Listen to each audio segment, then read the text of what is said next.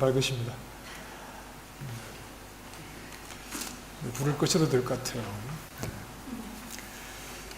우리가 지난 시간에는 요나가 성을 내는 부분에 대해서 말씀을 같이 좀 생각을 했습니다. 요나가 왜 성을 내느냐 하면 니느웨가 회개를 해서 성을 내는 것이 아니라 그 악한 니느웨 성을 용서하시는 그 하나님의 태도, 여기에 요나가 성을 냈죠. 요나가 니느웨 성을 단 하루만 다니면서 이제 40일 뒤에 이 성이 무너진다 말씀을 전했는데, 그 말씀을 듣고 온 성에 회개가 일어나게 되었습니다. 요나가 왕을 찾아가서, 니느웨 왕을 찾아가서 말한 것도 아니고 고관 대작들을 만나서 위급한 상황을 설명한 것도 아니고 아마 그냥 시장 같은 데 다녔겠죠. 시장 같은 데 사람들이 모인 곳에 다니면서 40일 뒤에 이 성이 무너진다, 이렇게 어떤 면에서는 좀 건성건성했겠죠. 원치 않았으니까, 무너지기를 바랐으니까. 그런데 그 메시지를 듣고 온 성의 회개의 물결이 급속히 일어나게 되었습니다. 요나서 3장 4절과 5절 말씀을 한번 보십시다. 3장 4절과 5절 말씀 같이 읽어보실까요? 시작. 요나가 그 성읍에 들어가서 하루 동안 다니며 외쳐 이르되 40일이 지나면 니느웨가 무너지리라 하였더니 니느웨 사람들이 하나님을 믿고 금식을 선포하고 높고 낮은 자를 막론하고 굵은 배 옷을 입은지라. 자, 이렇게 평범한 사람들에 의해서 회개의 물결이 일어나게 될 때 이제 왕에게까지 그 소식이 들리게 되고, 왕이 어떤 사태의 심각성을 인지하고 온 나라에 조서를 내려서 사람이든 짐승이든 금식하자, 그리고 회개하자, 이렇게 온 나라의 회개 운동이 선포되었습니다. 거대한 산을 태워버리는 거대한 산불은 언제나 작은 불씨에서 시작이 되는데, 회개 운동도 마찬가지입니다. 회개도 여러 사람이 한꺼번에 회개를 하게 되는 것이 아니라 그 시작은 언제나 한두 사람에 의해서, 이름 없는 한두 사람에 의해서 시작된 회개가 급속도로 확산이 되죠. 교회 역사를 봐도 그런 경우들은 종종 있습니다. 어떤 모임에서, 어떤 집회에서 누군가 한 사람이 회개하기 시작하는데 그 회개를 통해서 그 모든 모임, 그 모든 집회 나아가서는 그 모든 도시가 놀랍게 하나님께서 이루시는 회개의 역사, 그 회개의 물결이 일어나게 되는 그런 경우들이 있습니다. 이 회개라고 하는 것은, 과연 요나가 니느웨에 가서 하루를 말씀을 전했는데 온 도성이 회개를 했을까? 여기에 대해서 의심할 필요가 없는 것은 회개가 어떻게 급속도로 번져 나아가는 역사가 있는가 하는 것을 생각을 해보면, 니느웨의 회개는 거짓이 아닌 실제로 있었던 상황이죠. 니느웨의 회개는 요나가 기대하지 않았던 일이지만, 요나의 관심은 니느웨가 회개를 하느냐 회개를 하지 않느냐 여기에 있는 것이 아니라 과연 저 성이 무너질 것인가 무너지지 않을 것인가, 여기에 관심이 있습니다. 왜냐하면 자신이 선포한 말씀은 하나님의 말씀이었기 때문에 그렇습니다. 40일 뒤에, 구체적이죠? 40일 뒤에 이 성은 무너진다는 자신의 입술을 통해서 선포된 말씀은 하나님이 하신 말씀이었기 때문에 그렇습니다. 그런데 이미 요나는 하나님에게 한 2번 정도 크게 실망을 했습니다. 한 번은 하나님께서 요나를 니느웨 성으로 가라고 보내실 때 그 말씀을 듣고 요나는 바로 도망을 치지요. 반대쪽 다시스로 도망을 치는데 왜 그랬느냐 하면 하나님께서 자신을 니느웨 성으로 보내시는 그 의도가 무엇인지를 알았기 때문에 그렇습니다. 물론 그들에게 하나님의 심판의 메시지를 전하게 하시지만 그 말씀 속에 하나님은 이미 니느웨를 죄 짓는 길에서 돌이켜 하나님께로 돌아오기를 원하는, 하나님을 고백하고 죄의 길을 멈추기를 원하는, 그럴 때 그들을 용서하시고자 하시는 하나님의 말씀이, 마음이 이미 그 말씀 속에 있었기 때문에 그렇습니다. 40일 뒤에 니느웨가 멸망하겠지만 그러나 하나님은 멸망시키려고 자기를 보내시는 것이 아니라 그들을 용서하고 싶은 마음을 가지고 자기를 보낸다는 것, 그 이방을 용서하시고자 하는 마음을 하나님께서 가지셨다는 데 대해서 요나는 매우 기분이 상했죠. 그래서 도망을 쳤습니다. 그리고 또 한 번은 이제 요나가 니느웨에 와서 말씀을 선포를 하고 그 말씀을 듣고 니느웨가 회개를 하게 됩니다. 그때 니느웨가 죄의 길을 멈추게 되자 하나님께서 이미 처음에 품으셨던 마음이죠.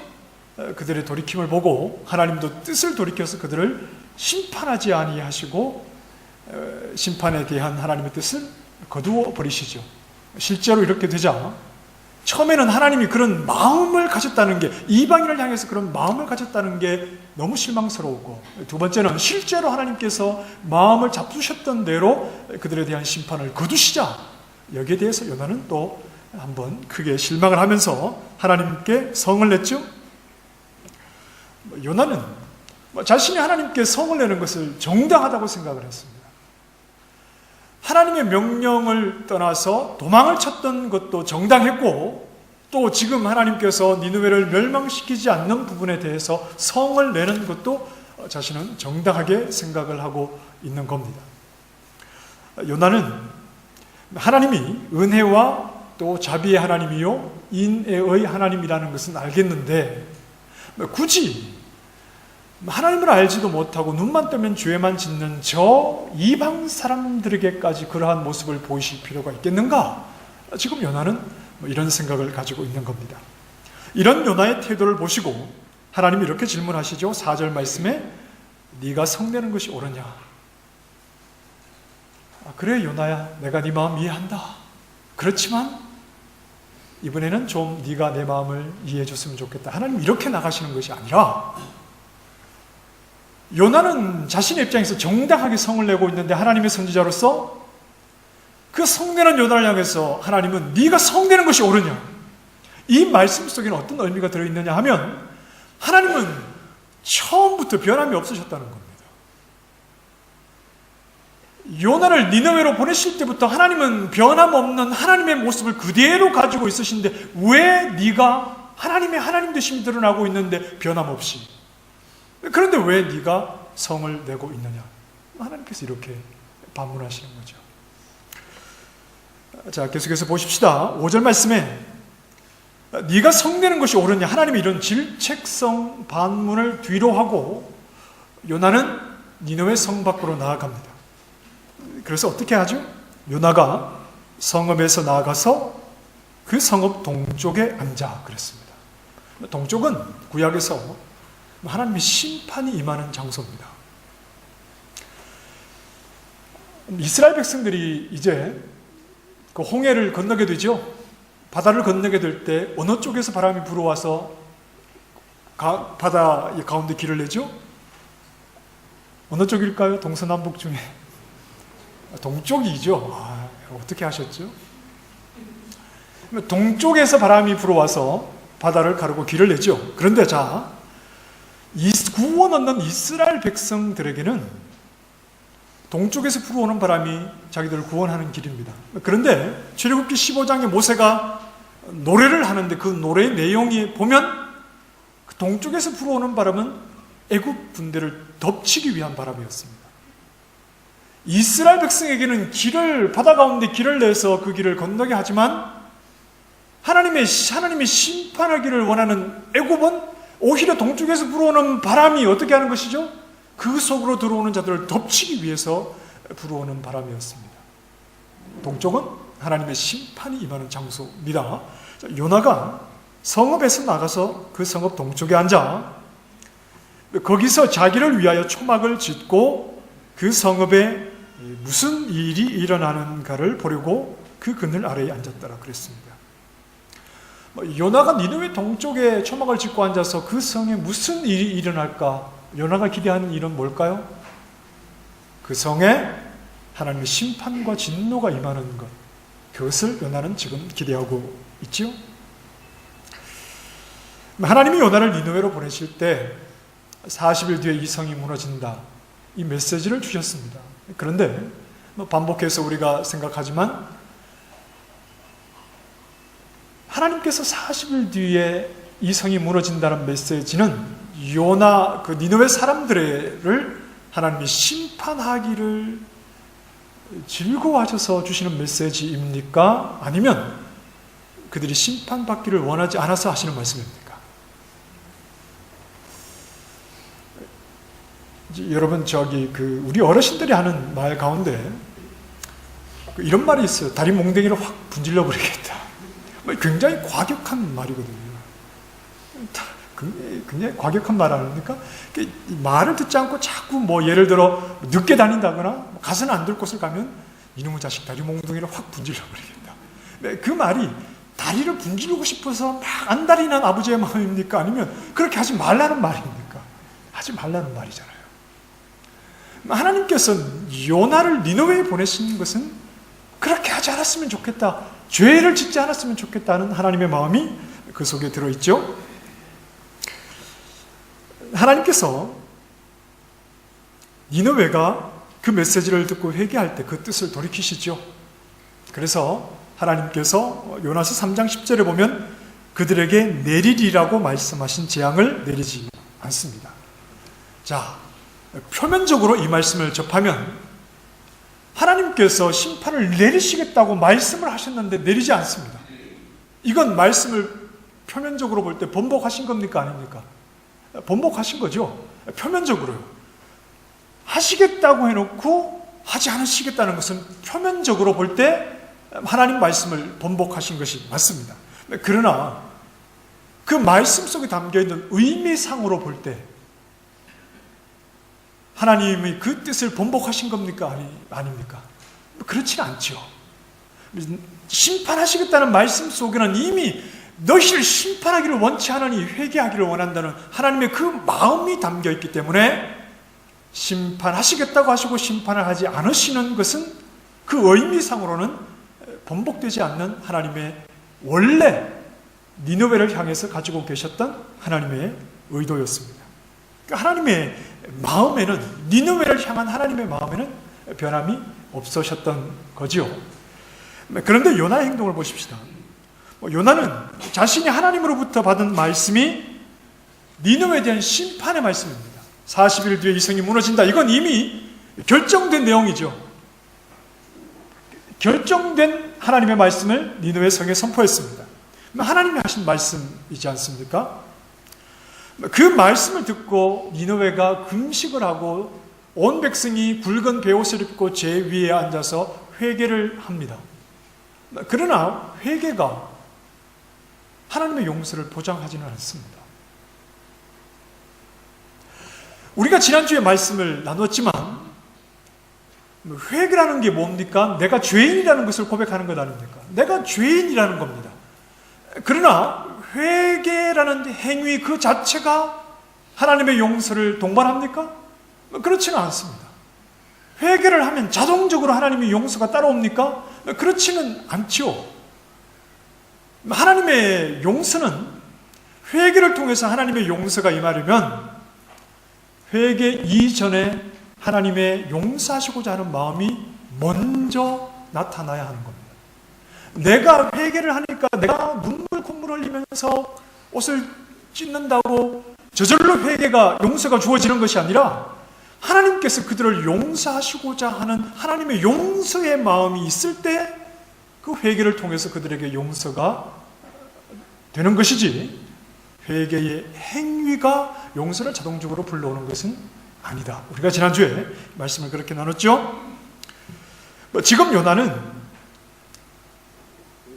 니느웨 성이 제 위에 다 앉았다 하더라도 하나님께서 그들을 심판하시기를 그 니느웨 동편에 앉아서 하나님이 심판하시는 그 일이 일어나기를 기대하는 겁니다. 무엇에 기대를 걸고 있는 거죠? 니느웨는 마땅히 하나님의 심판을 받아야 할 죄인들입니다. 온 도성이 죄로 가득했습니다. 여러분, 그 죄라고 하는 것을 꼭 도둑질을 하거나 남에게 해를 끼치거나 못된 짓을 하거나 이렇게만 죄라고 생각하실 것이 아니라 죄는 우리 사람을 지으신 분이 누구시죠? 하나님이 우리 인생의 주인이신데 그 하나님을 무시하고 살아가는 모든 게 죄입니다. 물론 그 속에는 하나님을 무시하고 살아가게 될 때 우리 죄악된 본성을 가진 우리의 마음속에는 다 이기심이 있기 때문에 다 이기적으로 행동하겠죠. 심지어 남을 도와주는 것도 이기심입니다. 왜 그렇죠? 내가 사람들에게 인정받고 싶은 마음이거나 아니면 내가 생각할 때 내가 인정할 만한 그런 삶을 사는 것이기 때문에 이건 다 자기를 위해서 살아가는 삶이죠. 하나님 없이 살아가는 모든 것이 죄악입니다. 그 죄악으로 가득하기 때문에 하나님께서 저 이방 니느웨를 심판하셔야 하는 것이 마땅하고, 또 하나는 하나님이 그렇게 말씀하셨잖아요. 이미 결정된 말씀을 니느웨에 선포하게 하셨으니까 하나님 말씀하신 대로 이 땅에 반드시 하나님의 심판이 임하기를 요나는 기대하고 있는 것이죠. 요나의 생각은 이런 겁니다. 조금 표현이 좀 그렇지만, 하나님, 소나 개나 다 하나님의 은혜를 경험하면 어떡합니까? 하나님이 구별하여 택하신 하나님의 백성과 하나님을 알지도 못한 채 죄 가운데 살아가는 이방 사람들에게 동일하게 하나님의 자비와 불쌍히 여기심을 베풀어 주시면 뭘 어떡하시겠다는 겁니까? 하나님, 그렇게 하나님의 은혜를 헤프게 아무한테나 베풀어 주시면 하나님의 말씀을 따라 하나님을 섬기는 하나님의 백성된 우리의 특수성, 하나님의 백성이라는 그 특수성과 우리에게 베풀어 주시는 그 어떤 혜택, 이것이 저 이방 사람들과 어떤 차이가 있습니까? 하나님, 그러시면 안 됩니다. 하나님의 은혜가 얼마나 귀중한지는 마땅히 심판받아야 할 자들에게 하나님이 심판을 하셔야지 오히려 하나님의 은혜가 귀하다고 생각되는 것이지, 이 사람 저 사람 다 은혜를 그렇게 퍼주시면 그 하나님의 은혜가 뭐가 그렇게 귀중하다고 생각하겠습니까? 요나는 지금 이런 마음을 가지고 하나님 앞에 성도 내고 하나님 하시는 일에 대들고 있는 것이죠. 여러분, 하나님은 그 은혜를 헤프게 베푸시는 분입니까? 요나가 생각하는 대로 여러분 잘 생각하십시오. 요나는 하나님, 이방 사람들에게도 저렇게 은혜를 베푸시는 건 너무 헤프게 은혜를 베푸시는 건 아닙니까? 이런 말인데, 하나님은 그분의 은혜를 헤프게 베푸시는 분입니까? 하나님은 그분의 은혜를 남발하시는 분입니까?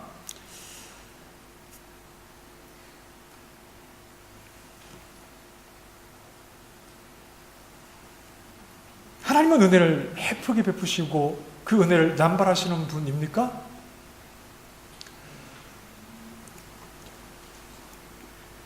그렇습니다. 하나님은 그 은혜를 얼마나 남발하시는지 몰라요. 하나님은 그 은혜를 얼마나 헤프게 쓰시는지 몰라요. 하나님은 선한 사람들만 돌보십니까? 하나님은 의인들만 살피십니까? 안 그래요. 하나님은 악한 자들도 돌보고 계십니다. 하나님은 불의한 자들에게도 은혜를 베풀어 주십니다. 우리가 최근에 몇 번 살펴봤지만 마태복음 5장 45절 말씀 같이 읽어보실까요? 시작. 이같이 한즉 하늘에 계신 너희 아버지의 아들이 되리니 이는 하나님이 그 해를 악인과 선인에게 비를 의로운 불의한 자에게. 사도 바울이 1차 전도 여행 중에 루스드라라고 하는 지금의 터키 지역입니다. 하나님을 전혀 알지도 못하는 이방 나라에 가서 그들에게 복음을 전하면서 이런 말을 합니다. 루스드라 시민 여러분, 여러분이 지금까지 살아올 때 여러분은 하나님을 알지 못하고 살았습니다. 여러분의 삶 속에 하나님이 없이 우상을 섬기고 여러분 마음대로 그렇게 살았는데, 그렇다고 여러분, 하나님께서 그분이 어떤 분이신지 여러분들에게 나타내지 않으셨다고 생각합니까? 그렇지 않습니다. 여러분이 지금까지 하나님 없이 살았다고 해도 하나님은 그분의 하나님 되심을 여러분들 가운데 증거해 오셨습니다. 어떻게 증거해 오셨는지 여러분에게 비를 주셨습니다. 그리고 결실기를 맞아서 추수하게 하셔서 여러분이 비와 추수를 통해서 추수한 것으로 기쁘고 즐겁게 하신 분이 바로 하나님이십니다. 바울이 하나님을 알지 못하는 땅에 가서 이렇게 선포합니다. 여러분이 하나님 없이 살았다고 해서 여러분 마음대로 산 것 같습니까? 여러분 힘으로, 여러분이 가진 능력으로 살았다고 생각하십니까? 아닙니다. 여러분에게 비를 주신 분도 하나님이 하나님을 알지도 못하는 여러분들에게 은혜를 베풀어 주시고, 결실기에 추수를 하게 해주신 분도 하나님이 그렇게 해주셔서 여러분이 하나님 없이 이 땅에서 얻고 공짜로 누린 그 기쁨과 즐거움을 제공해 주신 분이 바로 하나님이셨습니다. 이렇게 바울이 그 루스드라 성에 가서 외친 겁니다. 하나님을 알지도 못하는 자들. 그런데 하나님은 그들에게 은혜를 베풀어 주시는 거죠.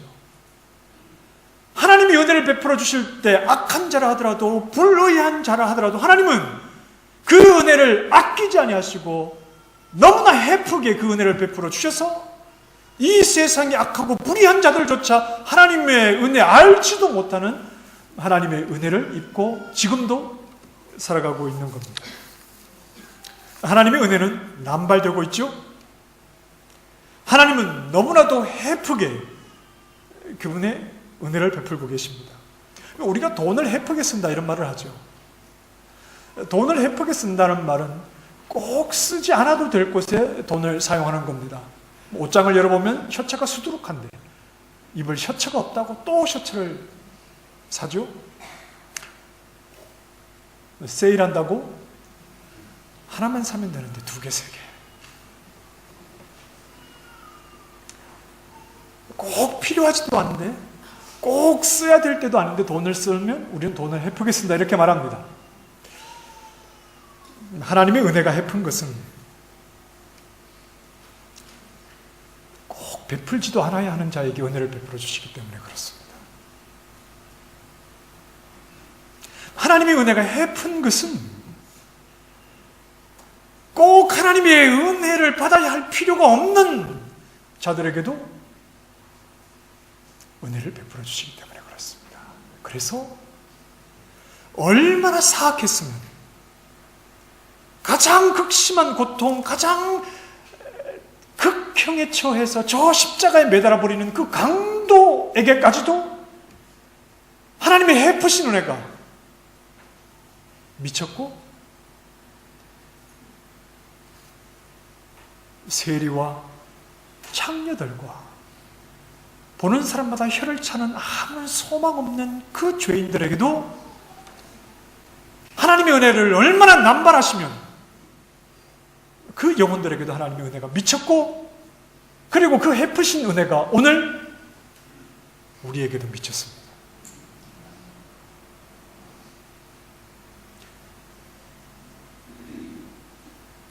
하나님이 우리에게 은혜를 베풀어 주셔야 하는 이유가 뭡니까? 없습니다. 내가 꼭 하나님의 은혜를 받아야 하는 이유가 있습니까? 우리는 하나님의 은혜를 꼭 받아야 할 만큼 가치 있는 존재가 아닙니다. 허물과 죄로 죽은 자들이죠. 거울을 보고 나 혼자 이쁘지. 죄인은 하나님께 어떤 매력도 없는 존재들입니다. 그런데 하나님이 은혜를 얼마나 헤프게 쓰시는지, 얼마나 그 은혜를 남발하시는지, 나 같은 것도 하나님의 은혜를 입고 있다는 겁니다. 만약 하나님께서 그 은혜를 헤프게 베풀지 않으셨다면 과연 우리 가운데 누가 하나님의 은혜를 경험했겠습니까?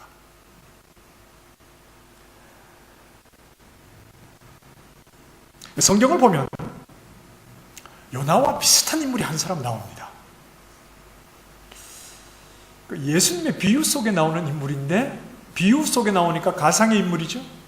누구냐 하면 누가복음 15장에 우리가 흔히 말하는 탕자의 비유에 나오는 아들입니다. 아버지의 재산을 가지고 떠나갔던 둘째 아들 말고 아버지와 그 집을 지키고 있던 첫째 아들. 그 요나와 굉장히 흡사합니다. 우리가 잘 아는 대로 이 철이 없던, 철이 없다고 해야 됩니까? 어쨌든 우리 첫 아담을 지금 가리키는 거죠. 둘째 아들이 그 아버지의 품을 떠납니다. 그리고 아버지가 멀쩡히 살아계신데 유산을 달라는 말은 나는 아버지를 죽은 것으로 취급하겠다는 이런 불효막심한 괘씸한 말이거든요. 그래서 나에게 돌아올, 아버지가 죽고 난 뒤에 그 유산이 돌아와야 하는데 유산을 달라는 말은 나에게 아버지는 죽었어, 이런 말입니다. 그래서 아버지가 또 유산을 주지요. 그것을 가지고 어떡하죠? 옆에, 아버지 집 옆에 집을 짓습니까? 아니요, 먼 이국 땅으로, 아버지 없는 곳에. 왜? 자기에게는 아버지는 죽었으니까. 그렇게 그 유산을 가지고 허랑방탕하게 다 써버리고 거지가 되어서 돌아오죠. 이 둘째 아들이 돌아올 때 신발을 신었습니까? 신지 않았습니까? 신발을 신지 않았어요. 신발을 신지 않은 것은 종입니다. 이 둘째 아들이 돌아가면서 무슨 생각을 하죠? 내가 더 이상 아들이 아니라 품꾼이 하나, 종으로 써주기를 바라면서 그 마음을 가지고 돌아오는 것은 그냥 괜히 미안하니까 하는 마음이 아니라 그 현실입니다. 그런 신발을 신지 않고 거지가 되어서 그저 종이 되려고 아버지의 집으로 온 것이 아니라 먹고 사는 문제가 없는 그 집으로 돌아오게 되는 거죠. 그런데 아버지가 그 돌아온 아들을 어떻게 대하죠? 살진 송아지를 잡지요. 살진 송아지는 최고의 음식입니다. 가장 귀한 손님이 올 때 내놓는 음식입니다. 그리고 종에게 이렇게 말합니다. 가장 좋은 옷을 가져다가 입혀라. 그리고 신을 신기지요. 가락지를 끼우지요. 너는 내 자식이다. 내 아들이다. 이런 말입니다. 그리고 잔치를 합니다. 이 비유에서 나오는 아버지는 하나님을 버리고 떠나갔던 첫 아담의 후손들이 돌아오기를 원하시는 하나님을 가리킵니다.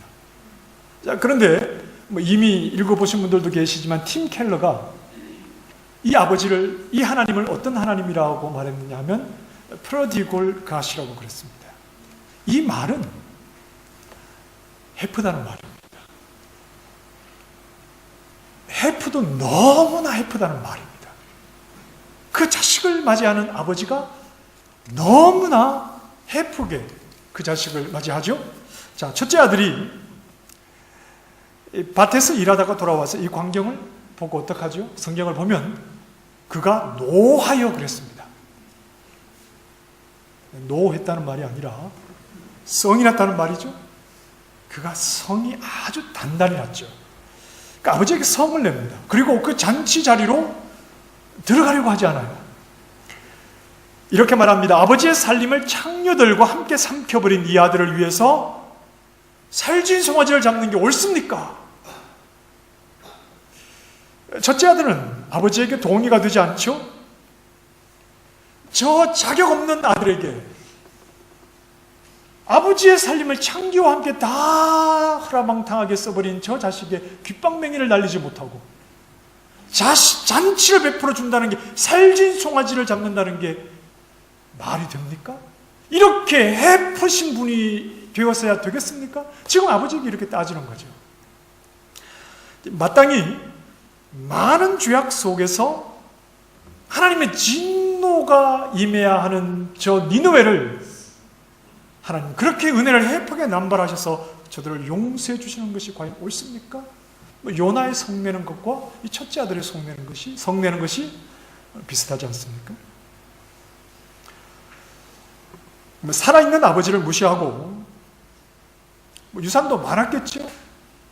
그 많은 유산을 받아 가지고 가서 다 떠나버린 그 못된 자식을 영영 다시는 돌아오지 못하도록 그 자식 몰래 이사라도 가야 되는데 그러지 않고 아버지는 매일같이 이 나간 자식이 언제쯤 돌아올까 집 앞을 서성거리면서 저 멀리 어디 아들의 형체가 보이지 않는지를 매일같이 그렇게 아들이 돌아오기를 기다렸다는 겁니다. 그러니까 아버지가 왜 아들을 기다리죠? 자기 몫을 다 챙겨나간 이 부려막심한 자식을 아버지가 왜 기다립니까? 아들이 요구한 재산, 내 몫으로 돌아올 것을 주시오. 그래서 아버지는 줬지만 정말 아버지가 그에게 주시고자 하시는 것은 따로 있었기 때문에 그렇습니다. 내 몫으로 돌아올 유산을 주시오. 그 유산을 받았다고 해서 아버지가 그에게 줄 수 있는 모든 것을 준 것이 아니라 정말 아버지가 그 자식에게 주고자 하는 것이 아직도 남아있습니다. 가장 귀한 것이 남아있었는데 그것은 바로 아버지 자신입니다. 둘째 아들이 모든 재산을 잃어버렸죠. 그리고 또 하나 잃어버렸습니다. 뭘 잃어버렸죠? 신발을 잃어버렸나요? 아들이라는 자격을 잃어버렸습니다. 그러나 아버지만은 그를 포기하지 않죠. 아무리 자격이 없어도, 자격 없는 것이 마땅하죠. 그러니까 아무리 자격이 없어도, 그의 몫이 다 돌아간 것 같아도, 그러나 아직 그에게 아버지가 주시고자 하는 가장 귀한 것, 아버지 자신을 그 아들에게 주어서 그는 내 아들이다. 자격 없는 자에게 아버지 자신을 그에게 주어서 그는 내 아들이다. 분명히 이 사실을 아버지는 선언하고 싶으신 겁니다. 아버지 자신을 주시기까지, 그래서 그 아버지의 품 안에서 모든 만족과 기쁨을, 모든 부요함을 그 아버지 품에서 누리기까지 하나님은 아무런 자격 없는 죄인들에게 그 은혜를 헤프게, 그 은혜를 남발하시면서 그 아버지의 품으로 돌아오기를 원하신다는 겁니다.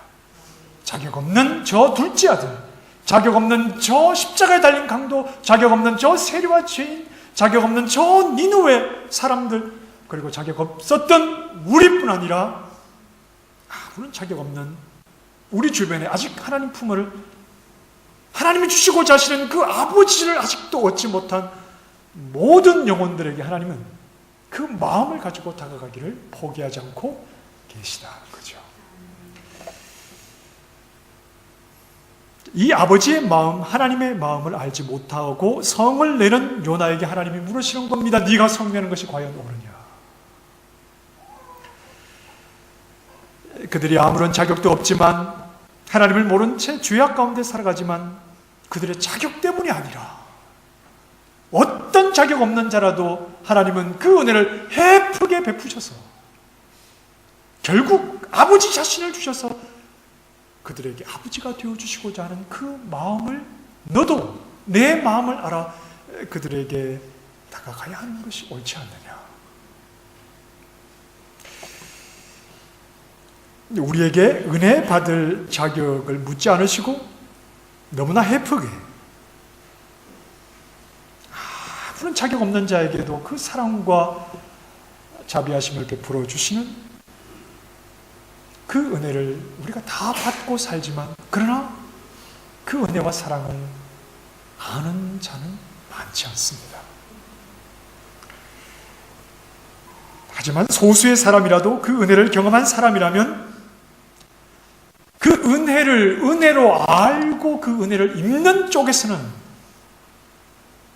나에게 하나님의 은혜는 결코 헤픈 것이 아니요, 그 은혜는 내 생명보다 귀하다는 사실을 고백하게 될 수밖에 없는 거지요.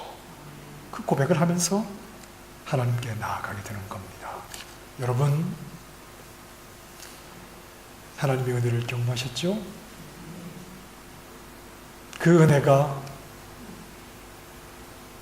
하나님 쪽에서는 너무나 헤픈 그 은혜가, 그래서 나에게까지 왔지만 나에게 주어진 하나님의 은혜는 내 생명보다 귀하다는 것을 여러분 고백하실 수 있으시죠?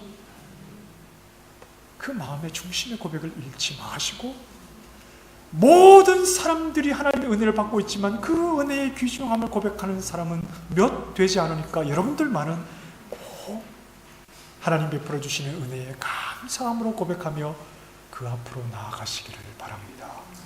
그리고 여전히 하나님의 은혜를 받고 있지만 그 은혜를 은혜로 알지 못하는 자에게 하나님이 어떤 분인지, 어떤 자격 없는 자라도 그 아버지 품으로 품어 아버지 자신을 주고 싶어 하시는 그 하나님의 마음을 전하고 그 하나님을 자랑하는